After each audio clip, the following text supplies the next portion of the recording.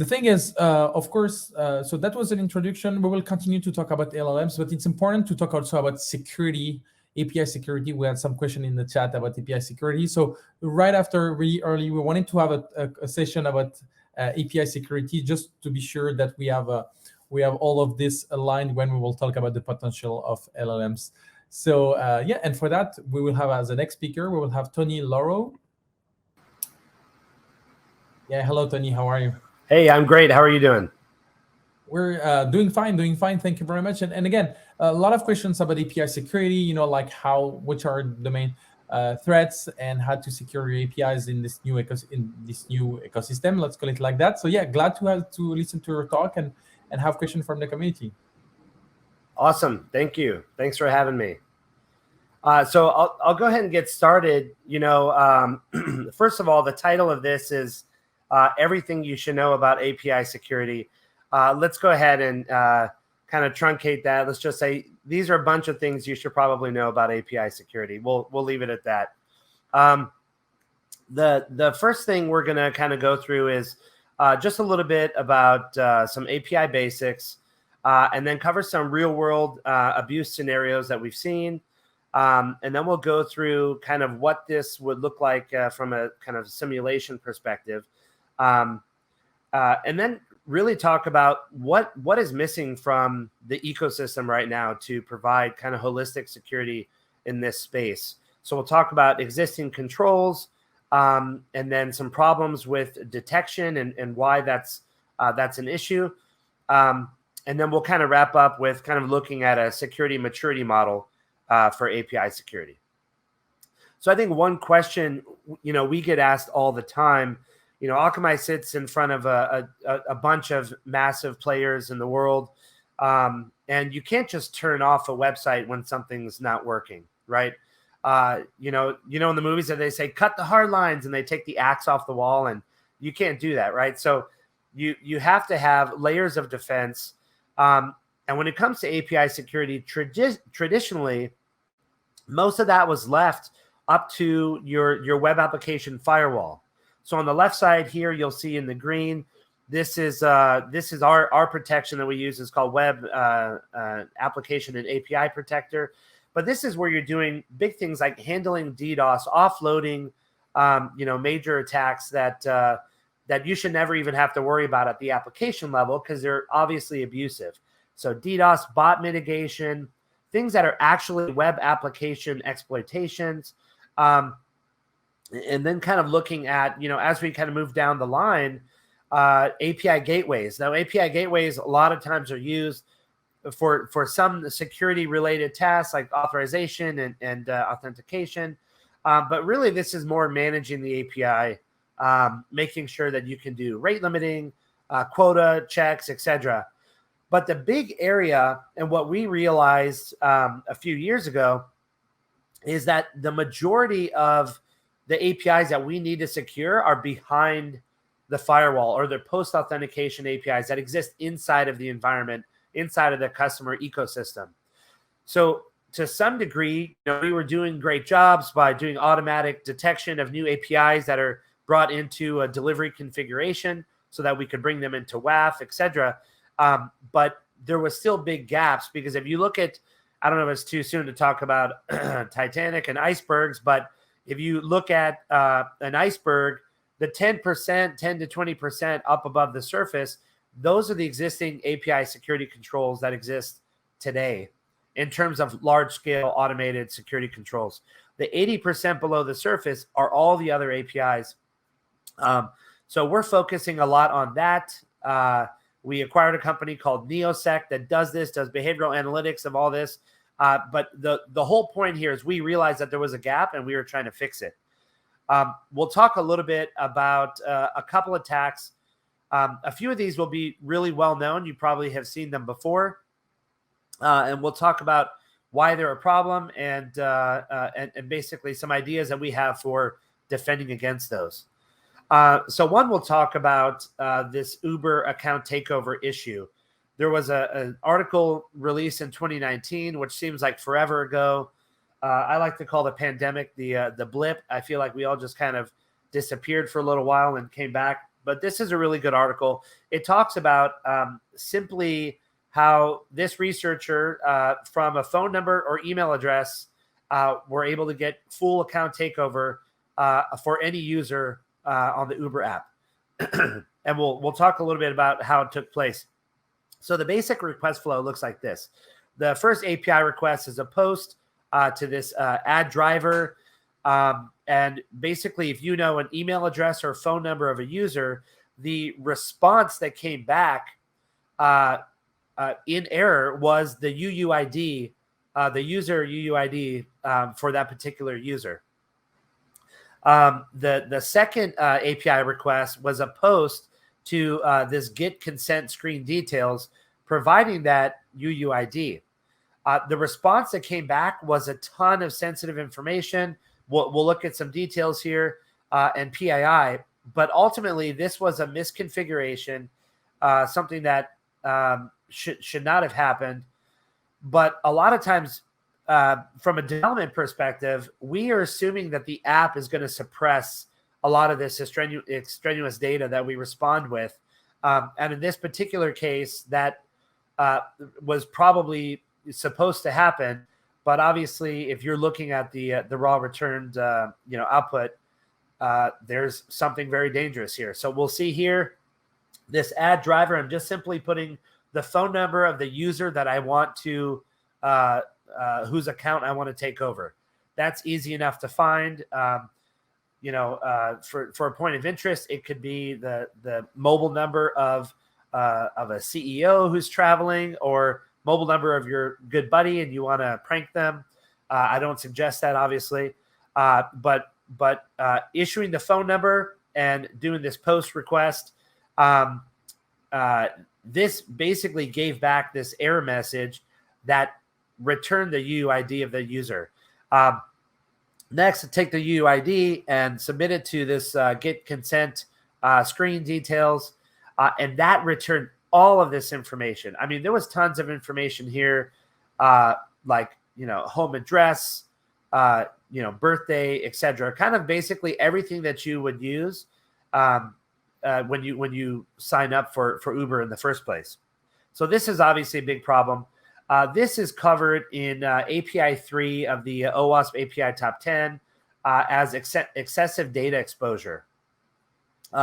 This is really kind of two vulnerabilities being used here.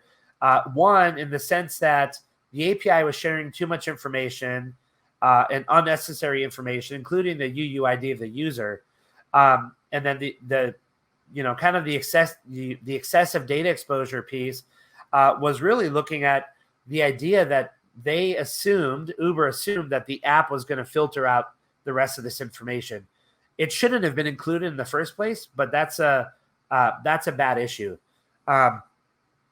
It's a bad practice to return all of this through the API, which I think is one of the kind of the main things to look at here, mainly because you don't need all of that information, right? The user certainly does not, and technically speaking, unless you're going to do something with all that information, on the client side, why would you send it in the first place? The second vulnerability that took place here is BOLA. This is covered under API 1 of the OWASP API Top 10. This is broken object level authorization. And effectively, this is really the idea that when one user authenticates and they get an access token that allows them access into the application, being able to request information and request access for another user's information, that is a bad practice. Of course, it's probably good practice that they were using UUIDs instead of easily enumerable user IDs. So if you had user ID like 10,001, and I said, what happens if I look at user ID 10,002 and you start to, enumerate this way, that'd be a lot easier on the attacker to get more information, right? To enumerate all this. The problem here is that because that error message return the UUID, you're now exposing information unneededly. So there's two vulnerabilities here. And again, I'm making a request in this particular issue here. Case, I'm making a request to get account information for my username, but based on the initial access token, I can make a request to view any username. That's a problem. The other vulnerability we're going to talk about is a data exposure with an app called Schooly. This is a school app mainly for German-speaking students, and it basically collects information about users and does study planning, personality tests, even tutoring, etc. Mainly to collect information to show better ads and better monetize for their platform. What we saw here, an article was posted in 2021, which I got to give this guy props for creativity. The subject was "Visit the Basement of Horror." It's pretty dramatic, I got to say. But effectively, what happened here was Ebola vulnerability was discovered in this Schooly app. And the attacker was able to make an API call to this Explorer, and the response of that was giving them profile information about other users. The second API call was used to specifically take a UUID of a user they wanted to attack, and then make a similar request, like what we saw in Uber. Basically, what happened here as well is I can sign up for a user account on pretty much any app in the world. There's not much restriction. So the initial entry point into the access token world of being able to use the app is just to simply be a user. This is why security teams are focusing so much on new user creation. They're seeing bots creating new users so that they can later, come back and monetize these accounts via either exploitation, on the app side or the business logic side, or they're creating accounts. Just say if I'm gonna buy a sneaker from a big shoe company, I want to have an account that has existed for some time. So I'm going to create accounts. I'm going to give them some life, give them some, browsing activity habits, etc. And then I'm going to come back with automation and use that checkout API function to basically snipe the shoe of choice, right? This again is addressed in API 1, the broken object level authorization. The attacker had to send the UUID of the victim to get the PII, return. But obviously, what you return upon making an initial request is probably, and this has to do with vulnerability scanning. I mean, even when you do sequence number prediction for operating system vulnerability scanning, you're basically querying the TCP stack of the operating system and seeing how it responds. And based on those response metrics and timings, you can figure out what operating system it is in a close enough range. So the idea here is when you query an API, only return the amount of information that is absolutely necessary to make the call function properly. So Bola was one of the vulnerabilities here in the Schooly app. The other one was improper asset management. So this was interesting. During the investigation, they found out that they were using a depreciated API version, V2, and that had a lot to do with how the response codes or how the response information came back for that particular profile. If they were using V3, the risk would otherwise have been reduced. But here's an example of the V2 response versus the V3 response. Obviously there's metrics and security updates that are being done all the time. Some of which are just based on the resource libraries that developers use and not necessarily their implementation. But you'll see that V2 returned the user email, the parent email, the date of birth, the geolocation of their last login, etc. So a lot of information here to uncover. Now, there's some big challenges. I think detection is kind of one of the biggest problems, right? Because I mentioned before, most of the security detection that organizations are doing are either using web application firewalls. So you're looking at the consumer to business API calls, the public facing API calls. And that might be easy enough, right? Your web application firewall is looking for different types of activity. You might have a risk score that says, hey, this IP address previously did something bad, and now they're hitting this login API. Is that of concern? Maybe, right? We've seen during ATO campaigns, account takeover campaigns, and general credential abuse campaigns, 4 out of 5 times they'll hit the mobile API as opposed to the web front end. This is because they know that there's probably less scrutiny around that. They're used to seeing automation, so all the automation scripts that they're using for those logins kind of goes under the radar. But the other big problem with detection is really looking at all the different areas in which we as defenders have to jump in here. Shadow APIs, you don't know how many APIs you have. They're not well documented. You don't have a good inventory. And in terms of vulnerability, you might have a pen test team that you work with that's testing these APIs, but you don't know which ones are vulnerable or contain PII or are riskier than others. Plus, teams suffer from kind of alert fatigue because you're always getting, as an AppSec engineer, you're always getting feedback from these scans or from these teams that say, hey, fix this, fix that. So it's hard to prioritize. And finally, you don't really have any idea how easy it is for these APIs to be abused, or if they currently are being abused, right, by partners, competitors. There's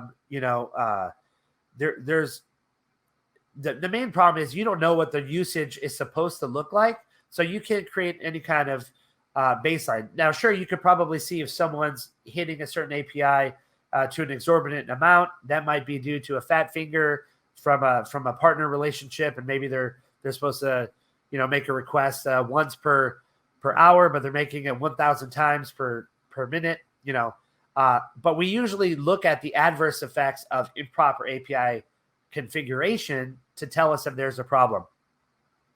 The other and last problem I'll talk about from the abuse perspective is most of the existing tools don't understand the business logic of the API.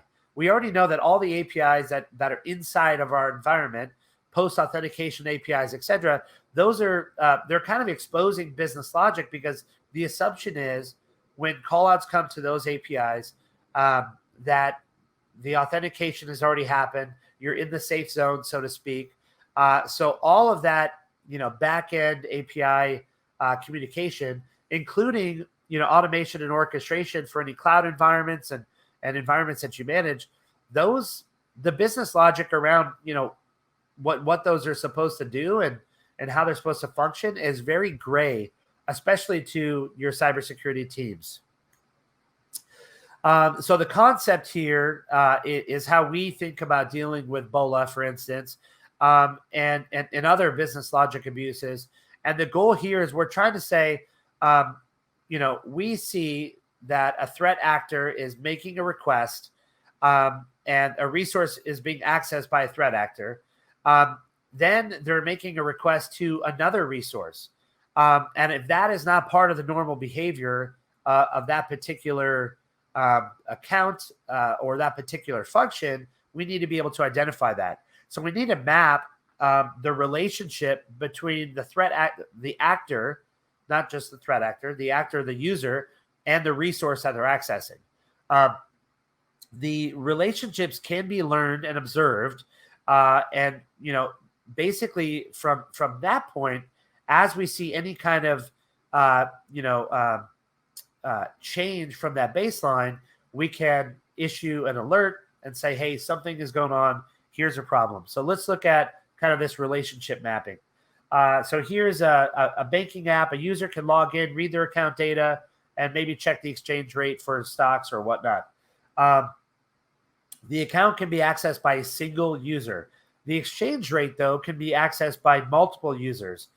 So you'll see that there's kind of different mappings that need to take place.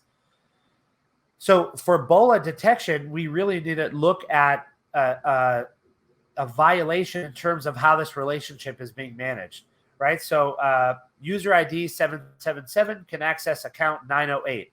That's indicated by the green arrow. But when we see user ID 777 making a request to access account information from account 835, that would be a violation. And we can map that relationship and issue alerts based on that in practice. And this is what we do currently. We also have the ability to learn what these relationships are. So as we're looking at kind of the clouded viewpoint that defenders might have of the developers and application owners' usage of these apps, all that can kind of be revealed through this observation. So we'll look here. Let's see if this approach would have worked in case of the Schooly attacks. So in green, the actor is. I don't have it in green here. Sorry about that.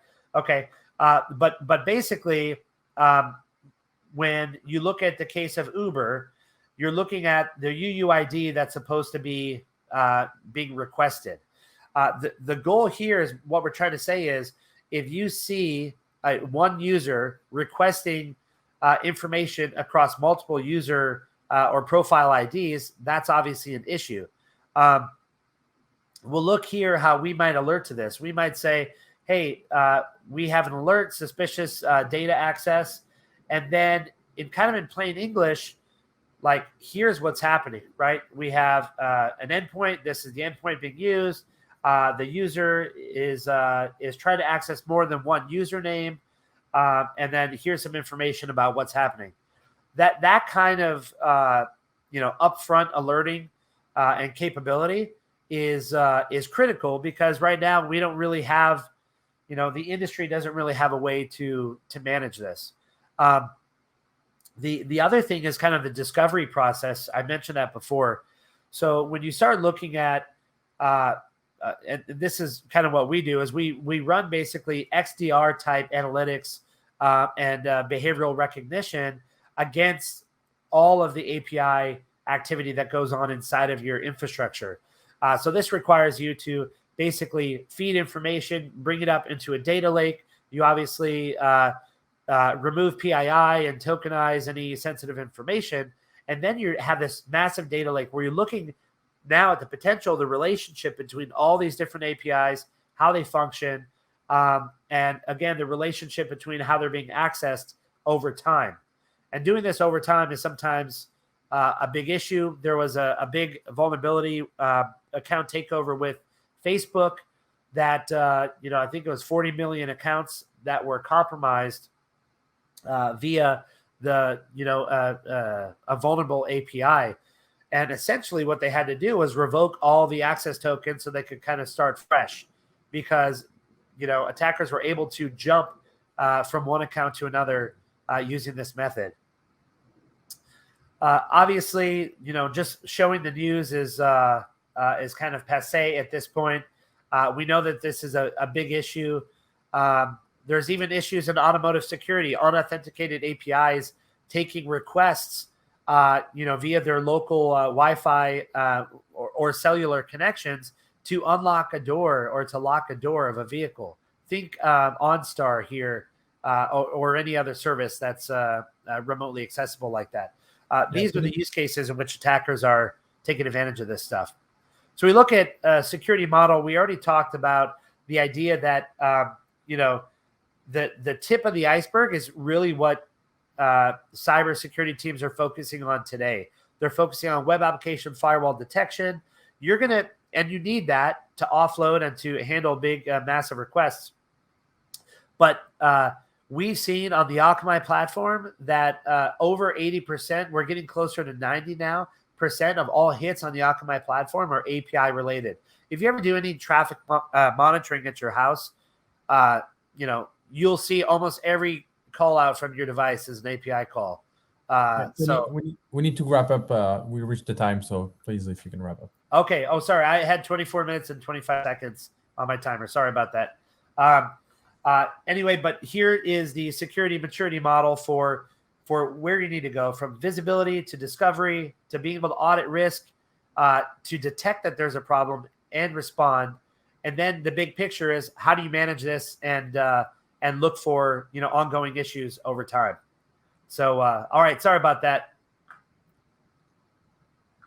No worries. Thank you very much, Tony. We have really one quick question. Does API security to your mind, is the realm of API management practice, or is it more like still a pure play practice?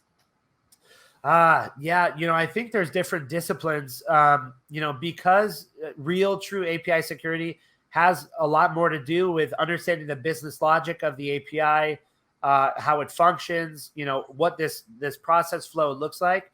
I think it's a lot more AppSec related and a lot less, just pure application or API management related.